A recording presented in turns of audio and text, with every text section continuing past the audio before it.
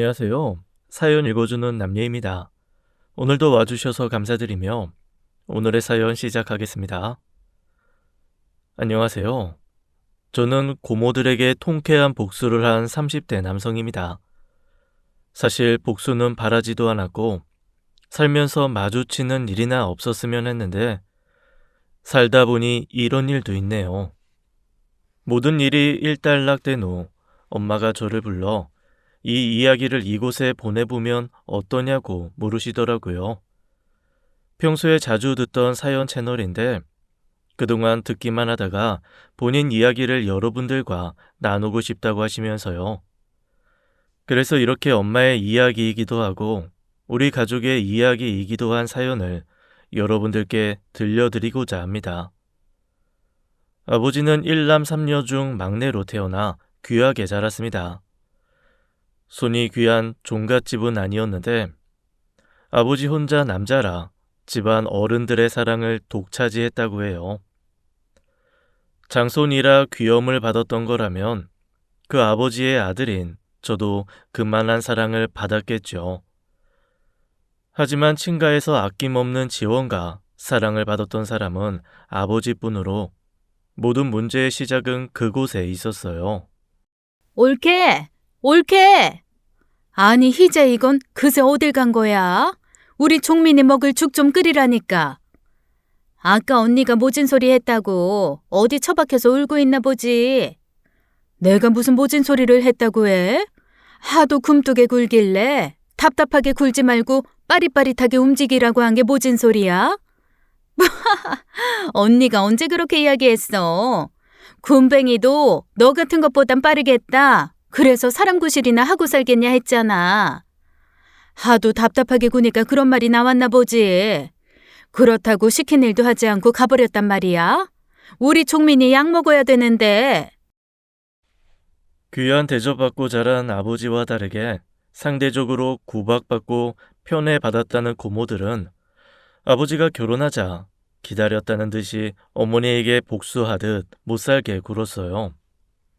제가 태어나 가진 첫 번째 기억도 고모들 시집살이의 속상해 방에서 이불을 뒤집어 쓸고 울던 엄마였죠. 사실 고모들 입장에선 똑같은 자식인데 차별받아 컸으니 억울할 만도 해요. 하지만 그렇다고 해서 그게 애먼 사람을 괴롭히고 못살게 굴 이유는 아니잖아요. 그렇게 복수하고 싶었으면 아버지한테 하면 됐을 일인데 그 상황에도 팔은 안으로 굽나 보더라고요. 참 우리 희자는 팔자도 좋아. 우리 남문이랑 결혼해서 좋은 집에서 우아한 사모처럼 살잖아. 그러니까 잘해야지. 우리는 결혼한다고 엄마가 가락지 하나를 해줬냐? 돈 없다고 입 싹 닦더니만 남문이 결혼한다고 집까지 턱 해주고. 아유, 나도 남자로 태어났어야 하는데 서러워서 참. 그러니 옳게 우리 남문이한테 잘해야 돼. 남문이한테만 잘하게? 우리 입에 들어갈 거 죄다 양보해서 남문이 입에 넣어주며 키웠으니 우리한테도 잘해야지. 남문이 퇴근하기 전에 따뜻한 목욕물 받아놓고 목욕하고 나오기 전에 최소 7첩에 매끼 새밥 새국으로 내놓고 일일이 말 안 해도 알겠지? 우리가 잘하고 있나 어쩌나 불시에 찾아가서 검사할 거야. 정신 똑바로 차려.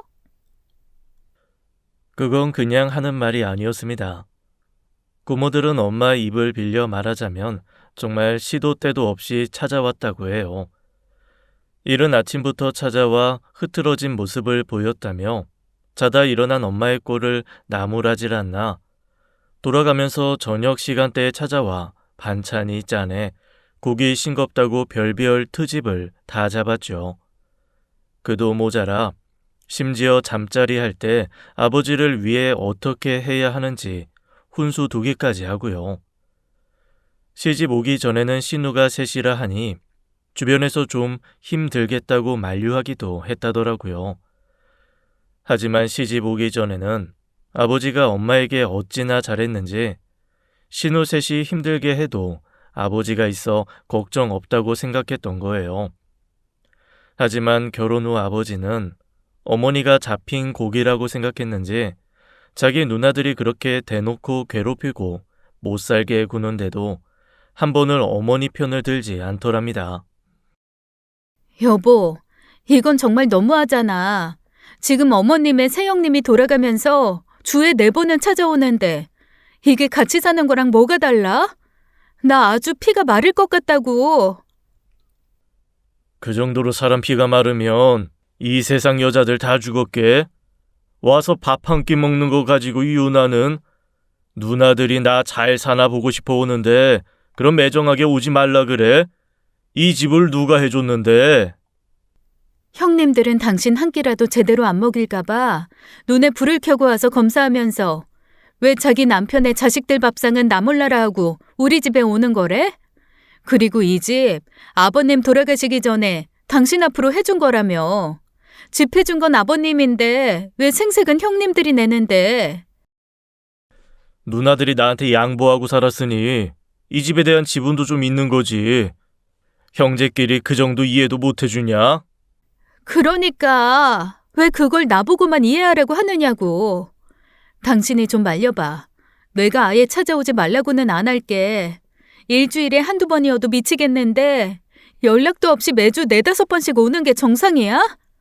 저녁 시간만 되면 나도 모르게 심장이 떨려 죽겠어. 아, 당신은 그게 문제야. 장모님이 그렇게 오신다고 해도 그러겠어? 장모님이 매주 4-5번 온다고 해도 심장이 떨리느니 피가 말리느니 그런 소리를 하겠냐고. 어떻게 우리 엄마랑 형님들이 같아? 뭐가 달라?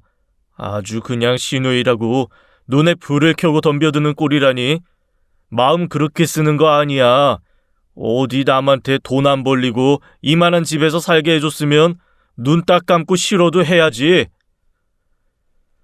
어린 시절을 떠올려 봐도 두 분이 싸우는 이유는 전부 친가 문제였는데 제 기억에도 아버지는 늘 엄마 편이 되어주지 않으셨어요.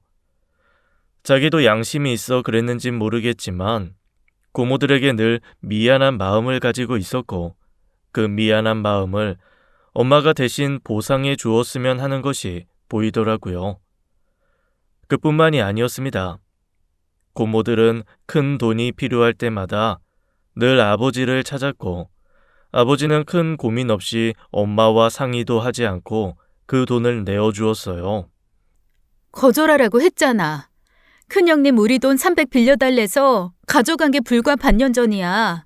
그런데 갑자기 또 500이라니? 갚는다잖아. 갚는다는데 왜 그래? 형님들이 돈 빌려가서 갚은 적 있어? 한 번도 없잖아. 그럼 당장 돈이 급하다는데 형제끼리 이 정도 도움도 못 주냐? 내가 내 돈 벌어 내 가족 돕겠다는데 왜 난리야? 진짜 너무한다. 그 돈이 왜 필요한데? 형님, 아주버님 몰래 빵꾸난 생활비 메우려고 하는 거잖아. 자기가 멋대로 쓴 돈은 그렇게 턱턱 메꿔주면서 내가 작년에 우리 엄마 무릎 수술하게 돈 좀 보태달라고 한 건 왜 그렇게 오래 고민을 한 건데? 그때 당신 우리 엄마한테 준 돈 꼴랑 50이잖아. 그거야. 꼭 드려야 하는 돈도 아닌데 당신이 우기면서 달라고 했으니까 그렇지. 그리고 뭐 꼴랑 50? 당신은 50이나 벌 줄 알고? 내가 벌겠다고 하면 그러라고는 하고? 당신이 하도 돈으로 치사하게 구니까 나도 내 가족 돈 필요할 때 당신 눈치 안 보고 턱턱 내주고 싶어서 일하겠다고 하니까 당신 어떻게 했어? 나한테는 생각해보겠다고 해놓고 쪼르르 형님들한테 가서 다 일러 바쳐서 날 얼마나 곤란하게 했어? 뭐? 쪼르르? 쪼르르? 집에서 애 보고 살림해야 하는 여자가 밖에 나가서 돈 번다고 하는데 두 판 벌려 환영할 사람이 어딨어? 누나들 말이 틀렸냐? 내가 이 집 종살이 하러 왔냐? 애 낳아주고 애 키우고 시댁 식구 봉양하고 당신 떠받들고? 당신이 뭔데? 나라님이라도 돼? 집 하나 받은 것도 자기 명의로 받았지 내 집이야? 평생 자라 자기 누나들한테 받은 건 당신이면서 보상은 왜 나한테 바라는 거냐고. 그때 엄마는 끝을 볼 생각으로 그렇게 내지르고 온 집을 나가버렸습니다. 저나 여동생이 눈에 밟힐 줄 알았는데 그때는 정말 눈앞에 아무것도 보이지가 않더래요. 짐가방도 하나 없이 집을 나가 친정에 가서 이혼 선언을 하고 일주일을 있었는데 아버지가 쭈뼛쭈뼛 다시 찾아온 것이죠. 그때는 또 시대가 그렇잖아요. 외할아버지는 아무리 그래도 남편과 애를 두고 친정으로 온 엄마의 행동이 더 잘못됐다 하셨고 결국 아버지의 사과를 대신 받아주시며 엄마를 다시 집으로 보낸 거예요. 그래도 그렇게 내지르고 난 뒤로는 조금 나아지나 싶었는데 시간이 지난 후에는 도루묵이었습니다. 아버지 대신 고모들의 삶을 보상해야 하는 것은 엄마뿐만이 아니었어요. 민석이는 언제 커서 고모들한테 효도할래? 그래, 민석아. 커서 돈 많이 벌어서 우리 용돈 줘야지. 우리 민석이 지윤이한테는 얼마씩 받으면 되려나? 많이도 안 바란다. 달에 30씩만 줘도 그게 어디야? 얼른 쑥쑥 자라서 고모들한테 은혜 갚아야지. 우리 민석이 지윤이 고모들 아니었음 이렇게 좋은 집에서 살겠어? 아빠가 저렇게 좋은 직장에 다니는 것도 다 이 고모들 덕분인데. 어리다 보니 그 말이 어쩐지 일리가 있는 것 같았고 정말 그렇게 해야 하나 보다 싶었어요. 그래서 엄마한테 가서 그 이야기를 했더니 엄마는 한숨을 쉬면서 귀를 씻겨주었죠. 그런 말은 들어도 그냥 못 들은 척하고 귀를 씻어 깨끗이 잊어버려라. 고모들이 하는 말은 너희한테 도움되는 거 하나도 없으니 그래도 돼. 그렇게 고모들의 이야기를 한 귀로 듣고 한 귀로 흘리는 법을 배우며 자라는 동안에도 아버지는 사촌 형과 누나들의 입학식과 졸업식 때마다 적지 않은 돈을 쓰셨어요. 명절에는 저희 아버지가 10,000원짜리를 여러 장 꺼내실 때 고모들이 저희 손에 쥐어주는 건 늘 1,000원짜리였고요. 그러니 저와 여동생도 자연스레 어렸을 때부터 친가에 대한 불만이 굉장히 많았죠. 중학생이 될 무렵에 할머니가 돌아가셨습니다. 그래서 내심 고모들과 만나는 일이 전보다 줄어들지 않을까 했는데 그건 아무런 상관이 없는 일이었어요. 이제 엄마도 안 계시니 집안 재산은 올케가 다 맡아서 책임져야 하는 거 알지? 제가요? 그 많은 재산을 저더러 다 책임지라는 거예요? 그래야지. 이 집안의 아들이 남문이 하나인데 그럼 누가 해? 형님들도 좀 거들어 주셔야죠. 제가 어떻게 그 많은 재산을 다 신경 써요. 희자야, 너는 지금껏 엄마 살아계실 때 뭘 보고 배웠길래 그거 하나 못한다고 난색이야? 우리 집에서 받을 건 다 받아놓고 정작 해야 할 의무는 나 몰라라 한다는 거 너무 우습지 않니? 형님, 제가 받으면 뭘 받았다고 계속 받았네 어쩌네 하는 거예요. 그 집도요. 어차피 민석 아빠 명의잖아요. 그리고 그거 빌미로 그동안 형님들이 우리 집에 가져간 돈이 얼만데요. 어머? 옳게 말 좀 이상하게 하네. 우리가 무슨 그 집을 빌미로 돈을 가져갔대. 우리가 남문이한테 돈 좀 빌렸었기로써니 아무리 그래도 말을 그렇게 하는 거 아니지. 옳게 지금 그 말 선 넘은 거야. 위아래 구분하고 처신 똑바로 해. 알겠어? 셋이 편을 먹고 엄마 하나를 두고 늘 그런 식이었습니다. 딱 학교에 가면 보이던 못된 여자애들이 하던 짓이랑 똑같았지요. 엄마는 옳은 소리를 내세우다가도 결국 쪽수에 밀려 번번이 물러나야 했어요. 거기다 돌아가신 할머니 집도 아버지가 물려받게 되면서 그 집 관리까지 떠맡는 처지가 되었죠. 그 집도 재산이라면 재산이지만 시골집이 뭐 얼마나 나가겠어요. 게다가 그 사남매가 나고 자란 집이라고 함부로 팔 수도 없는 집인데요. 결국 짐처럼 떠맡은 그 집 관리는 오롯이 엄마의 몫이었지요. 아유, 남모나, 엄마 집 열쇠 좀 줘라. 보일러가 고장났는데 수리기사가 오는데 시간이 좀 걸린다네. 애들 방학도 했겠다. 그냥 학원도 쉬라고 하고 엄마 집에서 지내려고. 정말? 이 겨울엔 무슨 고생이야. 그럼 매형 회사는 어쩌고? 그 사람은 회사 숙직실에서 며칠 지낸다고 하니까 우리끼리 가 있어야지. 어느 해 겨울에는 집 보일러가 고장 났다는 둘째 고모가 한겨울을 할머니 집에서 보냈어요. 수리기사가 올 때까지만 보낸다더니 사촌 형들 계약할 때까지 그 집에서 지냈고 그 겨울에 쓴 공과금만 해도 몇십이 나왔죠. 지금도 큰 돈이지만 그때도 기가 막힐 정도로 큰 돈이었는데 문제는 둘째 고모가 그 공과금을 한 푼도 내지 않은 거예요. 형님, 어머님 집에서 지내시는 동안 쓴 전기세랑 가스비 좀 붙여주셔야겠는데요. 뭐? 아유, 알았어. 준다니까. 또 그 소리 하려고 전화한 거야? 옳게 참 그렇다. 형제끼리 돈 떼먹을까봐 빚쟁이처럼 굴면서 전화하는 거, 그거 참 별로야. 저 이번에 두 번째 이야기하는 거예요. 누가 보면 매일 닥달하는 줄 알겠네요. 한두 푼도 아니고 이렇게 달란 소리 안 하면 형님 또 그냥 넘어갈 거잖아요. 누가 떼먹겠대? 준다고. 얼만데 그래?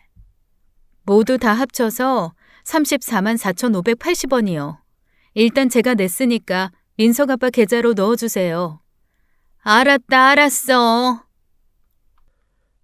그러나 고모는 그렇게 이야기해놓고 돈을 붙이지 않았고 그 뒤로는 계속 전화와 만남을 피해가며 입을 싹 닦는 거예요. 그뿐만이 아니라 여름이면 에어컨 사건도 있었습니다. 우리 집도 에어컨이 없는데 아버지가 할머니 집에 에어컨을 설치한 거예요. 왜 빈집에 에어컨을 달아? 빈집은 사람이 아예 안 가는 것도 아니고 제사 때마다 다 같이 모이니까 여름에 좀 시원하게 보내자는 거지. 애들 덥다고 땀띠로 고생을 해도 집에 에어컨 안 달아주던 양반이. 사람이 모이면 얼마나 모인다고 빈집에 에어컨을 다니 그렇지. 당신도 전 부칠 때마다 더워 땀이 줄줄 흐른다고 불만 많았잖아. 그럼 당신도 좋은 거 아니야? 왜 그렇게 군소리가 많아? 하지만 굳이 빈집에 에어컨을 설치한 이유는 있었죠. 고모들이 돌아가면서 할머니 집을 찾아 별장처럼 쓰기 시작한 거예요. 그러다 보니 여름에도 겨울처럼 공과금 폭탄을 맞았고 그것은 오롯이 우리 집 몫이었죠. 빠듯한 가게 살림에 부모님께서 싸우는 일은 더 많아지고 결국 보다 못한 엄마가 할머니 집 명의를 고모들에게 넘기라고 하기에 이르렀죠. 그럴 거면 그냥 그 집 형님들한테 줘. 뭐? 아니 엄마가 내 앞으로 준 재산을 왜 누나한테 줘? 그게 재산이야? 허구한 형님들이 별장처럼 쓰면서 공과금 다 내주고 있는 집이 재산이냐고. 그 집 팔아봤자 얼마 되지도 않고 팔지도 못할 집 가지고 있어봐야 뭐 할 건데. 그냥 형님들 드려. 그리고 거기서 요양을 하든 퍼질러 있든 알아서 하라고. 뭐? 말이 좀 그렇지 않냐? 퍼질러 있으라니. 아무리 우리 누나들한테 불만이 많아도 그렇지. 당신 손윗 사람인데 그렇게 말해도 돼? 손윗 사람은 무슨. 당신이랑 갈라서면 길 가다 마주친 아줌마지 뭘. 엄마는 넌지시 이혼을 이야기하며 아버지를 압박했고 결국 아버지도 별 수 없다 싶었는지 첫째 고모에게 명의 이전을 해주었어요. 얼씨구나 가져가기에 이제 그 집 문제로 골치 아플 일은 없겠구나 했는데 그것 또한 엄마가 고모들을 과소평가한 것이었죠. 그 내 남매가 붙고 있던 형제 개가 있었는데 고모들이 여름 겨울을 보내며 쓰는 공과금은 꼭 그 통장에서 빼서 쓴다는 것이었습니다. 아버지는 형제들이 알아서 돈을 모아 빼서 쓰는 건데 무슨 상관이냐고 배짱을 부렸지만 뻔히 알면서도 모르는 척하는 것이었죠. 그 갯돈 꼬박꼬박 넣고 있는 사람이 아빠뿐이라는 것을요. 그렇게 참기 힘든 일이 쌓이고 쌓이다 결국 폭발하게 되는 일이 생겼는데 할아버지 제사를 앞두고 외할머니께서 큰 수술을 하시게 된 겁니다. 올케, 남문이한테 들었는데 올케 이번에 우리 아버지 제사 안 온다며? 그게 대체 무슨 말이야? 민석 아빠한테 제사정 못 들으셨어요? 저희 엄마가 수술하셔서 제가 간병해야 해서요. 아니, 간병은 간병이고 제사는 제사지. 그때쯤이면 수술 끝나고 회복 기간 아니야? 아버님 제사가 엄마 수술 다음 날이에요. 한두 달 지난 것도 아니고 하루 지난 환자 옆을 어떻게 비워요? 올케는 아버지도 계시잖아.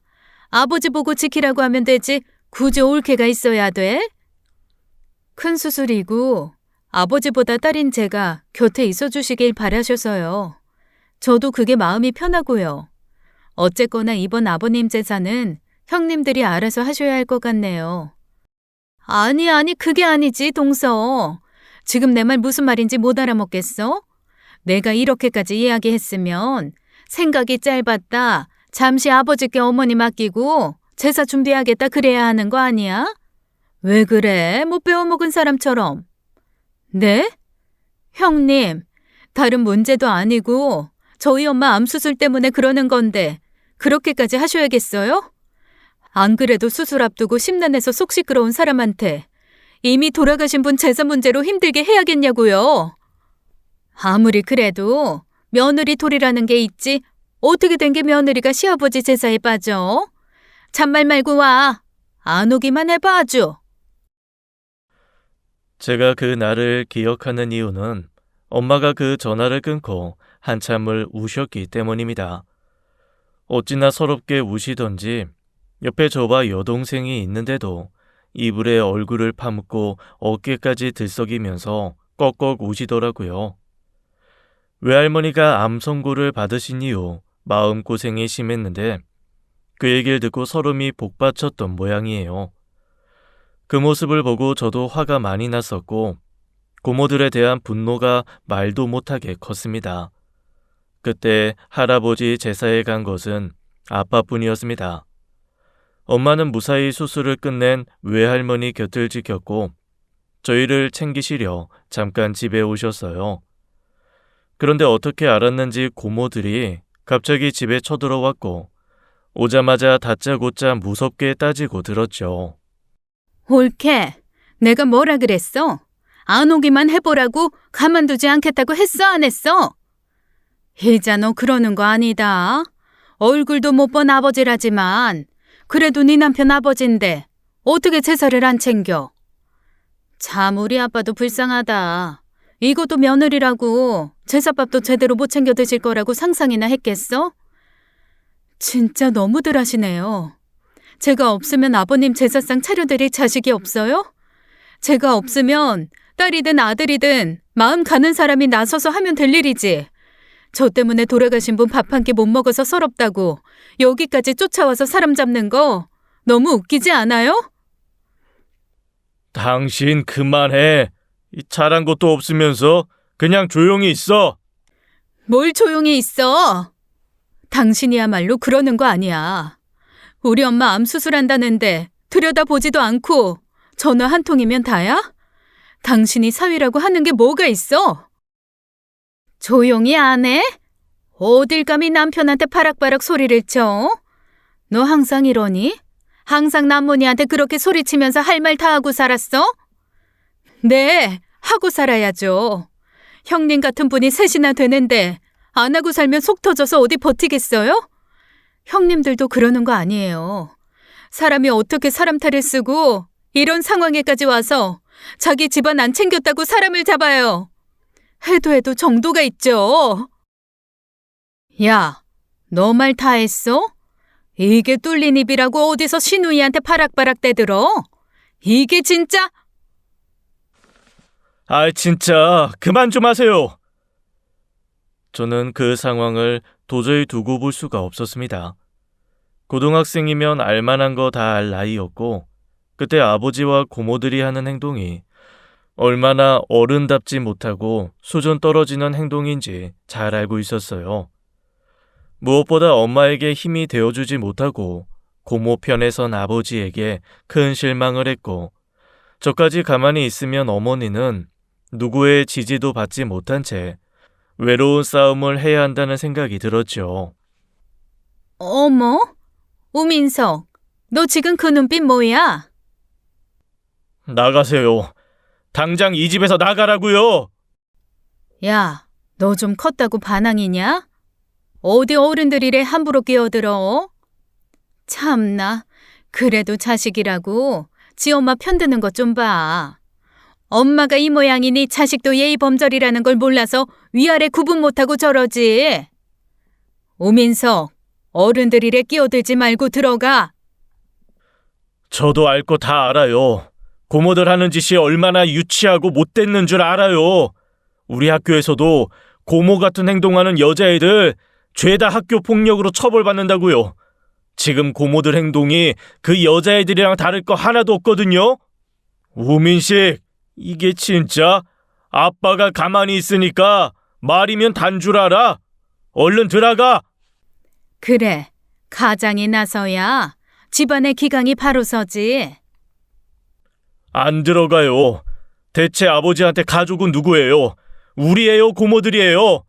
아버지가 지켜야 하는 가족들이 고모라면 더더욱 제가 나서서 엄마를 지켜야죠. 자기 아내, 자기 자식들도 못 지키면서 가장은 무슨 가장이에요? 이 자식이 배은망덕도 유분수지. 네가 그렇게 살 수 있는 게 다 누구 덕분인데. 듣다 못한 고모가 주먹으로 제 머리를 쳤고, 그것은 마치 신호탄 같은 것이었습니다. 눈물을 흘리며 지켜보던 엄마가 소리를 지르며 첫째 고모의 머리채를 잡은 거예요. 네가 뭔데 내 아들한테 손을 대? 아, 야, 너 미쳤어? 이거 안 놔? 어머, 미쳤나 봐. 야, 빨리 놔. 당장 놔. 너 이러고도 우리 남문이랑 계속 살 수 있을 것 같아? 안 살아. 이제 내가 안 산다고. 지금까지 같이 살아줬더니 아주 이것들이 나도 모자라 내 자식까지 호구처럼 생각하고, 당신 같은 것들이랑은 다신 상종도 안 하고 살 거라고. 한바탕 폭풍 같은 시간이 지나고 서로 고소를 한 해 만에 별소리가 다 나왔죠.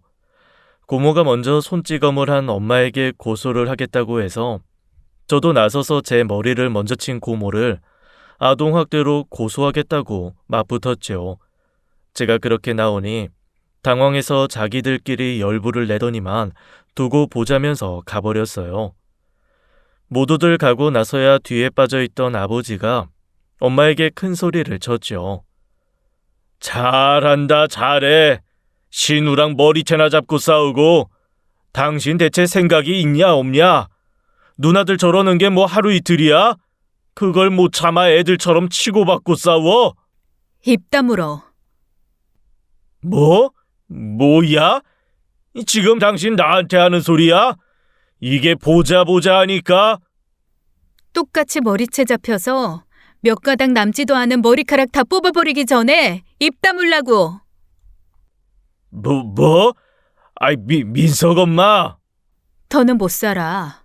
나 더는 당신이랑 살면서 당신 누나들 뒤나봐주는 호구 등신짓거리 못 해먹겠어.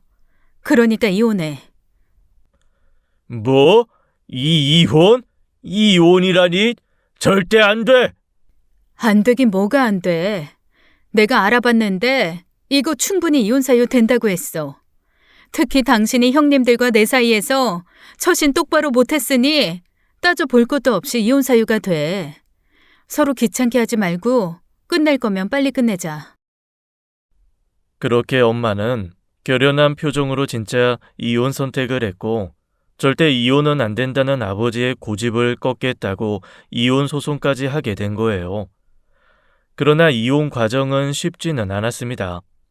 두 사람의 갈등이 아닌 시누이와의 갈등이었기 때문에 증명하는 일이 쉽지 않았고, 그 때문에 그것을 보고 자란 자식들의 역할이 중요해서요. 저란 여동생은 두 분의 이혼을 위해 몇 번의 인터뷰를 해야 했고, 필요한 과정이라는 건 알았지만 스트레스가 말도 못하게 심했습니다. 특히 여동생은 엄마가 아버지와 이혼해 사는 것은 적극 찬성하면서도 스트레스를 이기지 못해 장이 꼬여 응급실에 실려가기도 하고 급식을 먹고도 죄다 개원해 학교에 가서도 한동안 양호실 신세를 져야 했죠. 그러니까 그 기억은 저희 두 남매에겐 다시는 떠올리고 싶지 않을 만큼 너무나 힘든 일이었어요. 민석이는 확실히 두 분이 이혼하시는 거 찬성한다는 거지? 네, 100번 물어보셔도 제 대답은 다르지 않아요. 그렇구나. 내 말이 반복이 돼서 지겹고 불필요하다고 생각될 수 있는데 어른들이 자기 결정을 번복할 때가 많아. 그러니까 마음먹은 게 생각이 바뀌어서 뒤집어서 다시 바꿀 때도 있다는 거야. 그건 다른 말로 마음이 흔들리고 있다는 거거든. 어른들도 그러는데 아직 미성년자인 너희들의 마음은 더 쉽게 흔들리고 바뀔 수 있어. 아니요, 두 분이 이혼하셨으면 좋겠다는 생각은 초등학생 때부터 했어요. 그때부터 지금까지 한 번도 그 생각이 바뀐 적 없어요. 엄마를 괴롭히는 고모들도 문제지만 엄마 편을 들어주지 못한 아빠 문제가 더 크다고 생각해요. 그래서 두 분은 더는 부부로 살기 어렵다고 생각하고요. 민석이는 다 컸네. 자기 의견도 이렇게 확실히 이야기할 줄 알고. 그럼 지훈이도 오빠랑 같은 생각인 거니? 네. 오빠랑 같은 이유로? 네. 고모들 때문에 엄마가 우는 것도 싫어요. 엄마는 잘못한 게 없는데 고모들은 엄마 보고 잘못했다고 하고 엄마랑 아빠는 맨날 고모들 때문에 싸웠어요. 엄마가 아빠랑 이혼하면 고모들 안 만나도 되는 거니까 그럼 안 싸우고 울지도 않을 거예요. 저와 여동생은 흔들리지 않고 엄마의 편에 서서 두 분의 이혼을 주장했고 결국 법원에서는 엄마의 손을 들어주어 두 분은 이혼하게 되었습니다. 아버지는 양육권도 주장했지만 저와 여동생이 강력하게 엄마와 살기를 원했기 때문에 쉽지 않았어요. 민석아, 지훈이는 어리고 지 엄마만 알아 그렇다 치지만 너는 다 컸잖아. 그럼 이 아빠 마음도 좀 이해해야 하는 거 아니야? 어떻게 너까지 엄마 편에 서서 아빠한테 등을 돌려? 제가 왜 이렇게까지 하는지 정말 모르겠어요. 그럼 그것도 큰 문제라고 생각해요. 제가 기억하는 한 우리 집에는 고모들 문제가 없었던 적이 없는데 20년이 다 되어가도록 아빠는 아직도 문제 인식도 못하는 거잖아요. 민석아, 너라면 안 그러겠어? 나랑 네 엄마가 너한테 모든 걸 쏟아부어 키웠다고 생각해봐. 그것 때문에 지훈이가 하고 싶은 것도 못하고 먹고 싶은 것도 못 먹고 자란 거고 그러면 넌 지훈이한테 미안한 마음이 들지 않겠어? 미안한 마음이 들더라도 그에 대한 보상을 제 아내에게 하라고 하진 않겠죠. 아빠는 엄마가 왜 아빠랑 결혼했다고 생각해요? 아빠는 고모들에게 미안한 마음을 대신 보상해줄 사람을 찾아 결혼한 거예요? 뭐? 아빠가 고모들에게 미안한 마음이 있으면 그 마음 아빠가 직접 해결하세요. 왜 아빠가 진 빚을 엄마나 저희한테 당연하게 떠넘기는지 저는 도저히 이해가 안 돼요. 가끔은 찾아뵐게요. 아버지께 그렇게 제 마음을 솔직하게 이야기한 것은 처음이었어요. 그 전에는 말이 안 통한다는 생각도 컸고 아버지에게 말해도 변하는 건 없다고 생각했거든요. 그런데 그 대화로 아버지도 생각이 많이 바뀌었는지 며칠 수염도 제대로 깎지 못한 채 초췌한 모습으로 다시 나타난 겁니다. 내가 많이 생각해봤는데 내가 당신이나 애들 마음을 제대로 헤아리지 못했던 것 같아. 이제 와서? 너무 그러지 말고 민석이 이야기 곰곰이 생각해보니 나도 반성할 점이 많더라고. 나는 당신을 사랑해서 함께 살고 싶어 결혼한 것인데 내 자식이 보기에 당신을 방패로 삼아 결혼한 꼴이 되었으니 이 얼마나 부끄러운 일이야. 나 정말 많이 생각하고 반성도 했어. 민석 엄마, 그러지 말고 다시 한 번만 기회를 줘, 응? 사람 그렇게 쉽게 변하는 거 아니야. 민석이 말 한마디로 변할 마음이었으면 진작 변했겠지. 당신 나랑 결혼한 지가 올해로 19년 차야. 19년 동안 안 바뀐 마음이 벼랑간 그렇게 변한다고? 파트로 매주를 쓴다고 해도 안 믿어. 민석 엄마, 애들 생각도 해야지.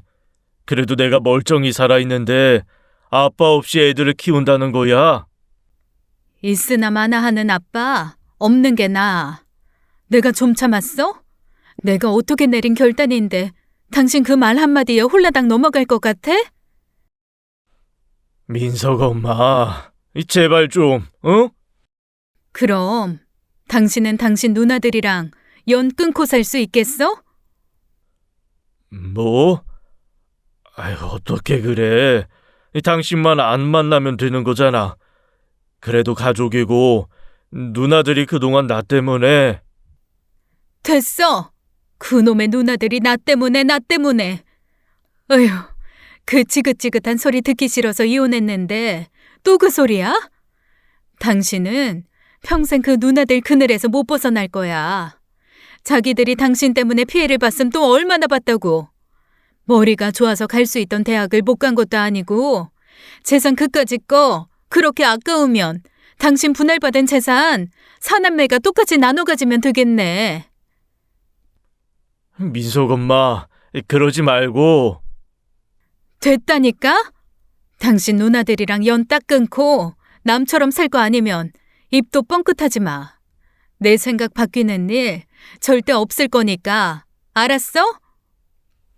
고모들과 연을 끊는 조건으로 재결합을 다시 생각해 보겠다는 엄마 딴에는 크게 한 걸음 물러나 준 것이었는데 아버지는 돌아오지 않았습니다. 그러니까 이유야 어찌 됐든 아버지는 우리 가족이 아니라 고모들의 가족으로 남기로 선택한 것이었죠. 이혼 후 재산 분할을 받은 엄마는 저희 남매를 데리고 이사를 했고 한 달에 한 번씩 아버지를 만났습니다. 결국 우리 가족을 선택하지 않은 아버지에 대한 원망이 있긴 했지만 고모들이 워낙 드세다 보니 아버지도 고모들을 이기기 쉽지 않았겠다 싶어 불쌍한 마음도 있었어요. 엄마와 부부의 연은 끊어졌더라도 저는 자식으로서의 기본적인 도리는 해야 한다고 생각했죠. 그런데 어느 날 아버지를 만나 동생과 함께 식사하는데 아버지가 불쑥 그러는 거예요. 민석아, 설마 해서 말인데 너희 엄마 누구 만나는 사람 있는 거 아니지? 네? 그게 무슨 말씀이세요? 두 분 이혼하신 지 얼마나 됐다고요? 엄마는 재혼 생각 전혀 없어요. 그래? 근데 요즘 왜 그렇게 내 연락을 제대로 받지도 않고 답장이 늦는가 해서. 아빠가 자꾸 불필요한 연락을 하니까 그렇죠. 말이 나와서 말인데요. 엄마는 싫다는데 왜 자꾸 연락하세요? 엄마가 그래? 싫은데 자꾸 연락한다고? 그걸 물어야 알아요. 두 분 이혼하셨잖아요. 제발 엄마 마음 좀 편하게 내버려 두세요. 네? 딴 남자가 생긴 건 아니란 말이지? 아니에요. 너네 행여나 너희 엄마 다른 남자랑 재혼한다고 하면 말려야 돼. 그건 이 아빠에 대한 배신이야. 알겠어? 물론 저는 새아빠를 원하진 않았지만 그렇다고 엄마가 원하시는데도 반대할 생각은 없었어요. 아버지 말대로 그게 아버지에 대한 배신이라고 생각하지도 않았고요. 대체 무슨 생각인지는 모르겠지만 더는 대꾸하지 않고 집으로 돌아왔죠. 그런데 그로부터 며칠 뒤 집에 고모들이 찾아온 거예요. 그게 싫어 말도 안 하고 이사한 건데 아버지가 저희를 데려다 주시면서 알아낸 주소를 고모들한테 말한 모양이더라고요. 남문이한테 받은 돈으로는 이만한 집 구하기 어려웠을 텐데 무슨 수를 쓴 거야? 일이라도 해? 이제 애들 키우고 살려면 일해야죠. 대체 왜 찾아온 거예요? 제 집에서 이만 나가주세요. 어머? 제 집? 올케, 착각하지 마. 이게 어떻게 100% 올케 집이라고 할 수 있어? 남문이 돈이 절반 이상은 들어갔을 텐데 그 돈이 결국 어디서 나온 건지 알잖아. 또 그 소리예요? 대체 언제까지 그럴 건데요? 틀린 말을 하는 것도 아닌데 자꾸 있는 것 같아서 하는 말 아니야. 앞으로도 쭉 저것들 클 때까지 남문이한테 양육비 꼬박꼬박 받아다 쓸 거면서 네 집이라고 우리 문전박대하는 건 아니지? 알았어요. 알았으니까 제발 이 집에서 좀 나가주세요. 네? 제발요. 희자 너 이상한 소리 들리던데 남자 있다고 말이야. 뭐라고요? 그래. 남문이가 괜히 없는 얘기 하는 것도 아닐 거고 애초에 바람나서 새살림 차릴 생각인 걸 우리 핑계대고 이혼한 거 아니야? 그러고도 남지. 누구야? 어떤 놈이랑 살림 차리려고? 고모! 아유 깜짝이야. 뭐야?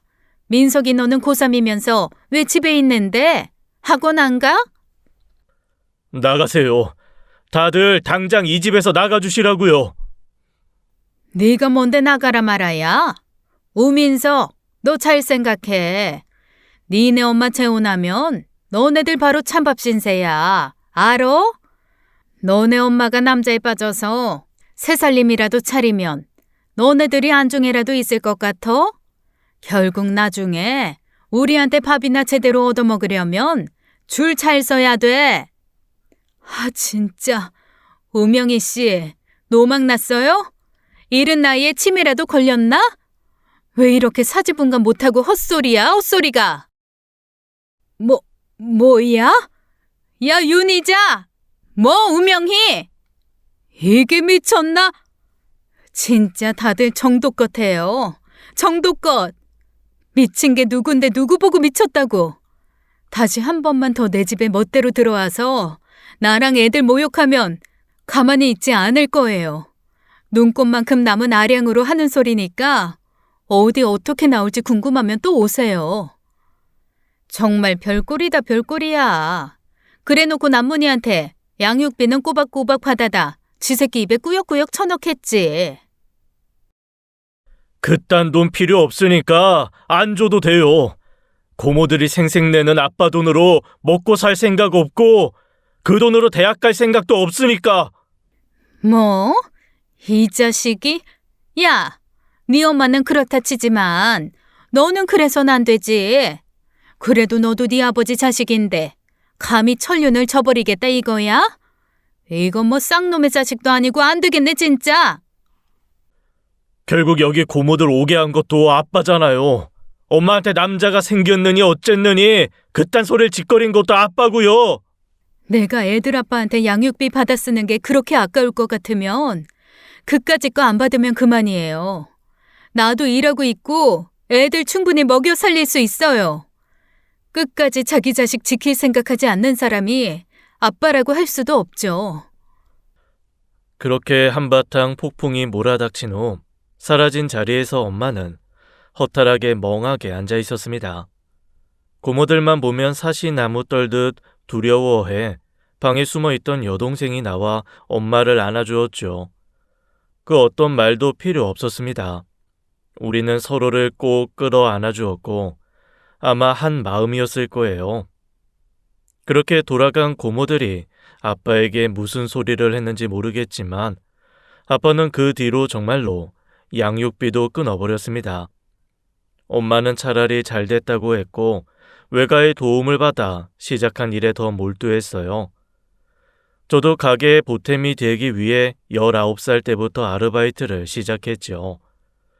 엄마는 공부하라고 했지만 공부에 재능도 흥미도 없었던 터라 차라리 아르바이트하는 시간이 더 좋았어요. 원래도 머리가 그렇게 좋지는 않고 학교 성적이 뛰어난 편이 아니었던 저는 지방의 작은 대학에 겨우 가게 되었습니다. 엄마, 나 그냥 대학 가지 말고 취업할까? 이런 대학 나와서 뭐해? 그렇게 유명한 대학도 아니고 나는 공부하고 싶은 것도 아닌데. 그래도 대학은 나와야지.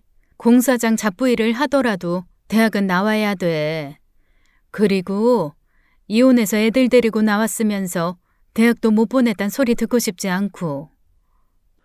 대학의 뜻이 없었지만 대학에 가게 된 것도 엄마 때문이었어요. 저도 그게 효도하는 길이라고 생각해 갔지만 대학 생활이 저에게 너무 맞지 않았고 겨우 한 학기 만에 휴학을 하고 군대를 준비하게 되었죠.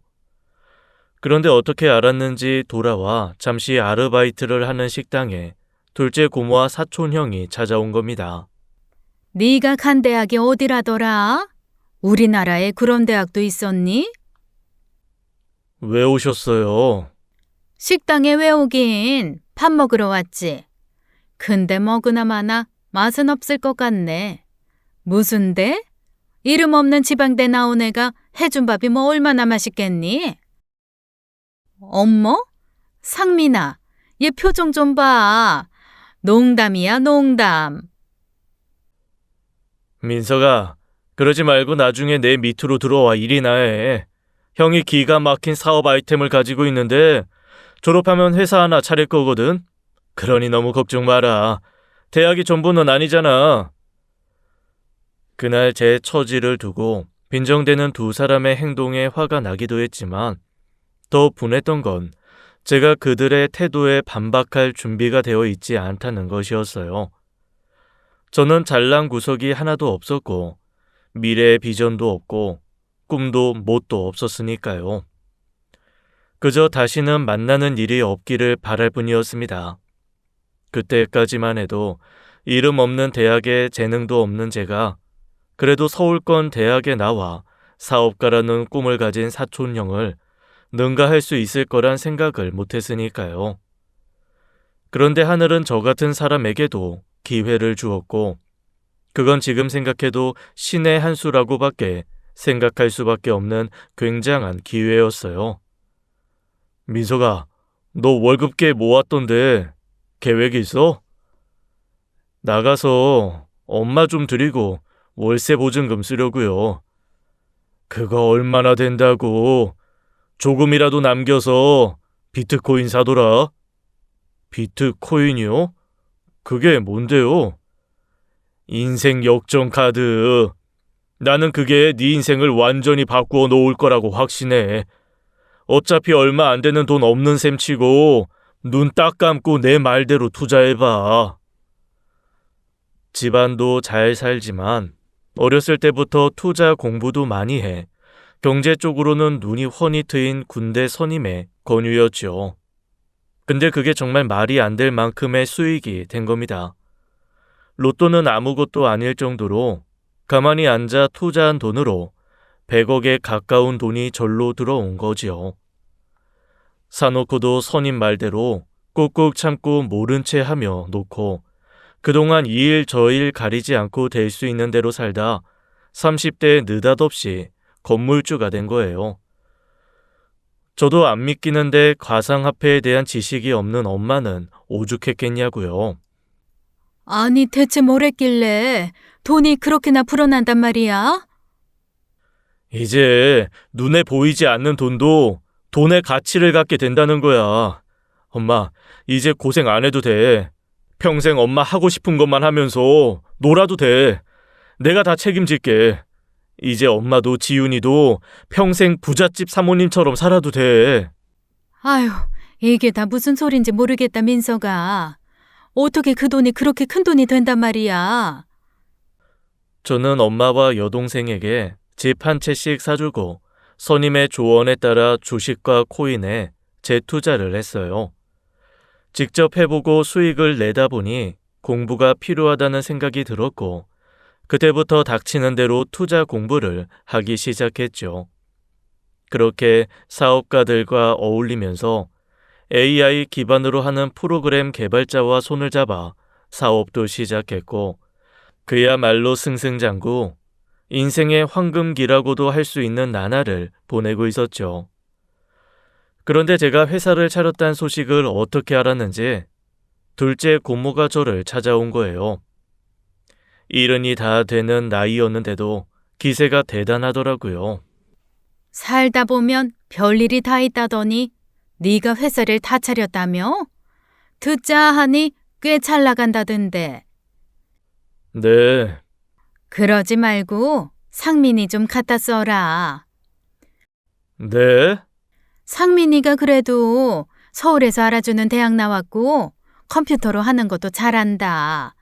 네 형이 얼마나 공부 잘했는지는 네가 더 잘 알잖아. 그게 저랑 무슨 상관이죠? 뭐?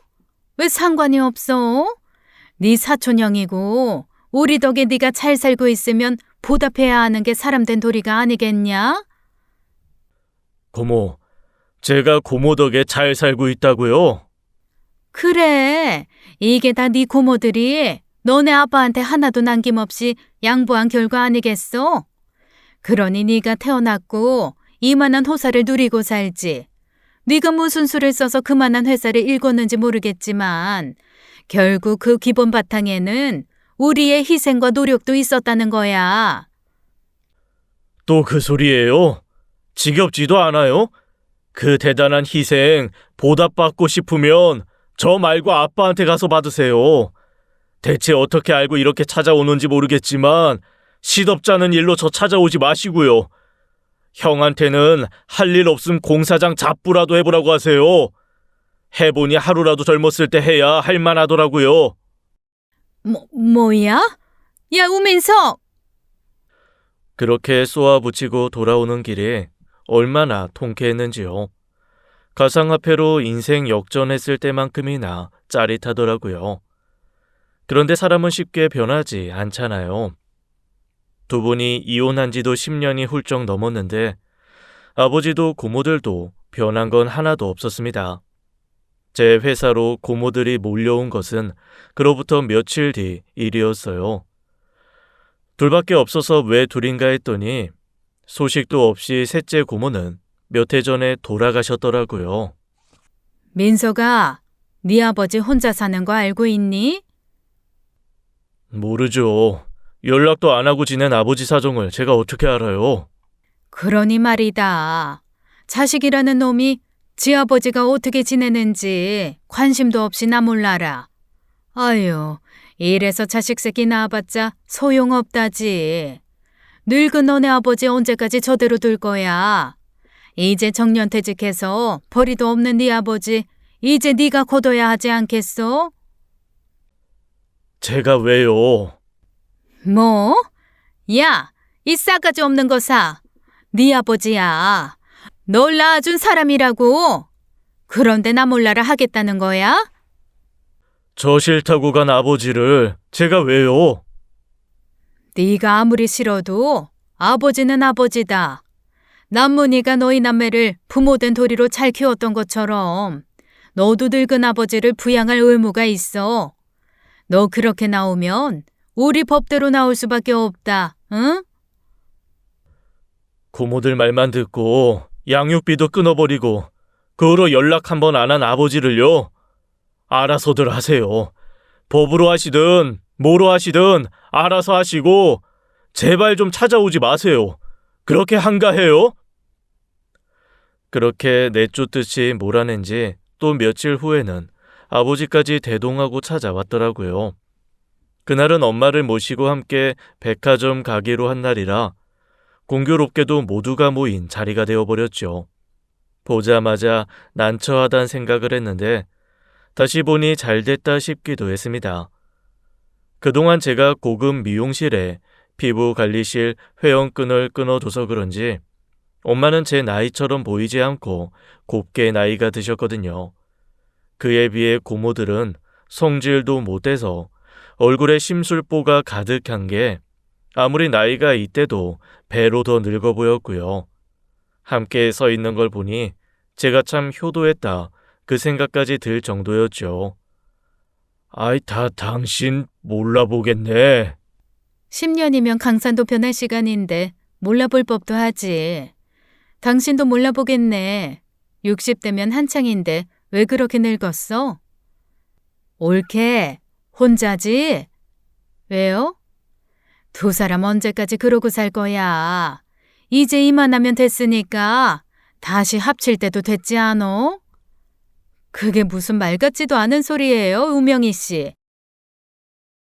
막 나가자는 거네.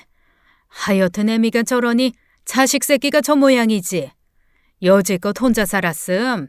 다 늙어 제가 알 생각 말고 본 서방이나 지켜. 남문이 저거 혼자 지내면서 돌봐줄 사람이 없어서 그런지 상태가 영 별론데. 진짜 병이라도 들어 몸져 누우면 조강지처가 수발 들어야 하지 않겠어? 고모, 제가 되게 유능한 의사 한 분 소개해드릴까요? 의사가 다 무슨 소용이야. 네 아버지는 가족이 옆에 딱 붙어서. 아니요. 고모한테 정신과 의사가 필요할 것 같아서요. 뭐야? 자꾸 전부터 변함없이 신소리를 하시는데 도저히 못 들어주겠네요. 아버지가 아프시면 가족인 고모가 옆에 딱 붙어서 수발 드세요. 남인 우리 엄마 데려다 앉히겠다는 끔찍한 소리 마시고 자식된 도리로 아프시면 요양병원 정도는 알아봐 드릴 테니까 아버지도 걱정 마시고요. 설마 아프고 병들어 고모들한테 버림받을 때 되니 본처랑 자식 찾는 거 아니시죠? 민서가, 아니 나는 아버지한테도 기회가 많았어요. 고모가 아니라 진짜 아버지 가족을 지킬 수 있는 기회요. 그걸 번번이 걷어차고 고모들 곁에 남은 건 아버지잖아요. 야, 그래서 지금 네 아버지를 외면하겠다는 거야? 버리겠다 이거야? 한 회사의 대표라는 새끼가 이렇게 불효막심한 짓을 저지르겠다고? 아버지가 먼저 우리를 버렸는데 어떻게 우리가 아버지를 버려요? 이미 전 버림받은 지 오래입니다. 아버지에게 선택되신 고모들이 알아서 잘 챙기세요. 늙은 아버지를 보고도 꿈쩍 않고 제 뜻대로 되지 않는 절 보며 고모들은 무대뽀로 나가 난동을 부리기 시작했죠. 결국 경찰을 불러 내쫓았고 그렇게 한동안은 잠잠한가 싶었어요. 엄마, 그러지 말고 이제라도 좋은 분 있으면 만나봐. 사랑받으며 여왕님처럼도 살아봐야지. 이제 와서 여왕은 무슨. 내가 재혼할 생각이었음 진작 했겠지. 이제 남자라면 지긋지긋하고 그 집에 신우라도 있다 치면 아주 정내미가 떨어진다. 신우 없고 자기 주도적인 인생을 사는 분 계시면 소개해 줄 테니까 거절하지 말고 한번 만나봐. 사실 그래야 아빠가 미련 버리고 허튼 생각 안 할 것 같아 그래. 아유, 그 인간은 늙어서도 짐이다 짐. 걱정 마. 엄마 그렇게 물은 사람 아니야. 네 아빠가 곧 죽어간대도 그 옆에서 수발될 생각 없어. 또 언제 찾아와 헛소리하며 난동을 부릴까 그런 불안이 없던 건 아니었습니다. 그래서 골머리를 앓긴 했어요. 말귀를 못 알아듣는 사람들이라 제 입만 아프고 경찰을 부르는 것도 한두 번이지. 사실 그게 회사 내에서 몇 번이나 반복되면 사원들 사이에서 분위기도 안 좋아지고요. 그런데 우연히 제가 아주 잘 아는 사장님 딸이 첫째 고모의 막내 아들과 나를 잡았다는 소식을 듣게 된 거예요. 청첩장을 주시며 따님 웨딩 사진을 자랑스레 보여주셨는데 세상에 너무나 잘 아는 사촌형의 얼굴이 있더라고요. 아이 김종석이를 알아? 사진 보니 알아보겠네요. 사촌형이에요. 그래, 이거 그럼 마음을 좀 놓겠는데 실은 우리 딸이랑 나이 차이도 좀 나고 영 남자다운 기세가 없어 별로다 싶었거든. 근데 우대포 사촌형이면 말이 달라지지. 글쎄요. 사촌형이긴 한데 마지막으로 만난 지 10년도 전의 일이거든요. 저희 부모님이 이혼하셔서. 아이고, 그래? 그래도 보통 자식들은 친지들이랑 연락하지 않아? 그러기엔 집안일이 좀 있었네요. 아, 그래. 그날은 제가 더는 말하고 싶지 않다는 분위기를 풍겨 더는 묻지 않았지만 나중에 이런저런 일을 꼬치꼬치 캐물으면 어쩌나 하고 있었습니다. 솔직히 거짓말을 하고 싶진 않았거든요. 그런데 그 사장님께서 고모 쪽에 먼저 제 이야기를 했는지 며칠 뒤 첫째 고모가 또 찾아온 거예요. 이번엔 완전히 기세를 바꿔서 생글생글 웃는 얼굴로 말이에요. 민서가 고모가 떡 좀 해왔다. 웬 떡이요? 찾아오지 말라고 했을 텐데요, 분명. 아니, 내가 너한테 그동안 좀 너무했나 싶기도 하고. 그게 너도 들어서 알지? 종석이 이번에 겨우 늦장가 가게 됐는데 너도 아는 사람이라며? 아, 네. 신 사장님 따님이라고 들었죠. 그래, 우리 사돈댁 사람인데 어떻게 또 너랑 인연이 있더라? 그래서 말인데 좋은 게 좋은 거라고 지난 일은 있고 앞으로 도우면서 살아봐라. 이것도 인연인데 우리 종석이가 너한테 도움이 될 수도 있고, 응? 글쎄요. 지금까지 살면서도 고모 도움 없이 잘 살았는데 이제 와서 종석이 형 도움받을 일이 뭐가 있을까요? 신 사장님은 제 쪽에서 도움을 받아야 하는 처지인데. 그래? 너가 우리 사돈회사 일을 좀 봐주는 거야? 생각보다 대단하네. 근데 민서가 네가 그렇게 된 건 이게 다 고모의 희생 덕분에 아빠가 잘 돼서 제가 태어난 거다. 또 그 소리 하시는 거예요? 여전하시네. 돌아가세요. 저는 뭐가 됐든 솔직하게 말할 생각이에요. 굳이 나서서 고모가 어떤 사람인지, 그래서 저나 우리 엄마가 어떻게 고통을 받아 살았는지 이야기하진 않겠지만 신 사장님께서 이것저것 물어오시면 거짓말하고 싶진 않네요. 사업은 투명해야 하거든요. 그게 무슨 말이야, 민서가? 너 종석이 잘못되면 내가 가만히 있을 것 같니? 응? 나 내 자식한테 일 생기면 나 가만히 못 있는다. 알아? 차라리 가만히 있는 편이 좋았을 텐데 고모는 늘 그렇게 긁어 부스럼을 만들죠. 굳이 제가 나설 필요도 없이 신 사장님은 상견례 자리에서부터 사돈 자리를 탐탁치 않게 여기고 있었어요. 그래서 제게 왜 부모님이 이혼했는지, 그 집안이 어떤 집안인지 물었는데 저는 가감없이 솔직히 이야기했죠. 결국 사촌 형은 파혼했고 그 과정에서 저는 제가 투자하려고 했던 회사가 사촌 형이 다니는 회사인 것도 알게 됐습니다. 같은 업계라 그런지 소문도 빠르고 좁기도 엄청 좁더라고요. 투자를 철회하고 표면적으로는 회사 내부 사정이라고 둘러댔어요. 하지만 업계 내에서 저와 사촌형의 관계가 소문이 났고 결국 사촌형은 회사에서의 입지가 굉장히 애매하고 난처해진 겁니다. 그러니 제 발로 저를 찾아왔겠죠. 민서가, 아무리 그래도 이건 아니잖아.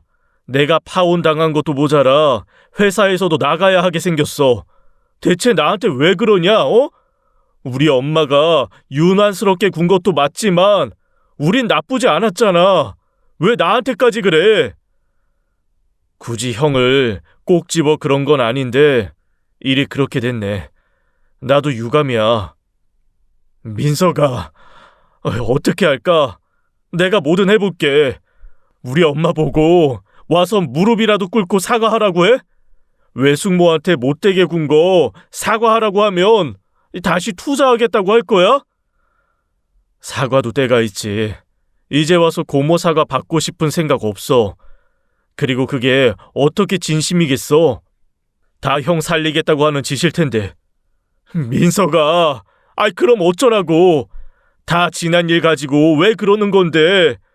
그리고 그건 엄마나 다른 이모들이 그런 건데 왜 내가 피해를 봐야 하냐? 아니, 연자제도 아니고 왜 내 인생까지 망해야 하는 거냐고. 그러게, 나도 잘못한 게 없었는데 아빠 때문에 인생이 좀 힘들더라. 그럼 나는 대체 무슨 죄를 지었길래 그렇게 힘들게 살았을까? 더는 할 말 없어. 그러니 돌아가줘. 사촌 형은 결국 퇴사를 요구하는 회사 분위기에 못 이겨 퇴사했고, 그 회사 대표는 뒤늦게 와서 그 소식을 전하며 투자 요청을 해왔습니다. 사촌 형은 제 회사에 대해 소문을 들어 대표인 제가 가상화폐 투자로 상당히 큰 돈을 벌었다는 것도 알게 된 모양이에요. 사촌 형의 귀에 들어갔으니 고모들 귀에 들어가는 것은 시간 문제였죠. 결국 고모들이 다시 찾아왔고, 저 때문에 자기 아들 인생이 망했다며 신세 한탄과 더불어 진짜 책임지며 돈을 요구하더라고요. 너 어떡할래? 너 때문에 우리 종석이 인생 다 망쳤는데 민석이 네가 책임져야 하는 거 아니야? 횡포 부리지 말고 나가세요. 너 그러는 거 아니다. 듣자 하니 돈이 수백억이 있다는데 그 정도면 인간적으로 우리한테 나눠줘도 되는 거 아니냐? 몇 억씩 나눠줘도 남겠는데 어떻게 가족을 나 몰라라 해? 가족이요? 대체 누가요? 저랑 고모가요? 언제부터 우리가 가족이에요? 내가 너네 아빠 때문에 어떻게 자랐는데, 우리가 너네 아빠한테 다 뺏기고 어떻게 살았는데, 네가 어떻게 그래? 네 아빠 자식인 네가 우리를 어떻게 이렇게까지 나 몰라라 하느냐 말이야. 내 자식 인생 책임져라. 내 자식 인생 책임져. 딱 10억씩만 줘라. 먼저 간 명희 언니네야 어쩔 수 없고, 명희 언니랑 나 그리고 너네 아버지 그렇게 딱 10억씩만 받으면 다시는 연락하는 일도 찾는 일도 없을 거다. 그거면 딱 우리가 그동안 너네 아빠한테 한 희생도 싹 잊고. 홍 실장, 경찰 불러. 우민석, 너 그러는 거 아니야. 잘 생각해봐, 민석아. 다 좋은 게 좋은 거라고.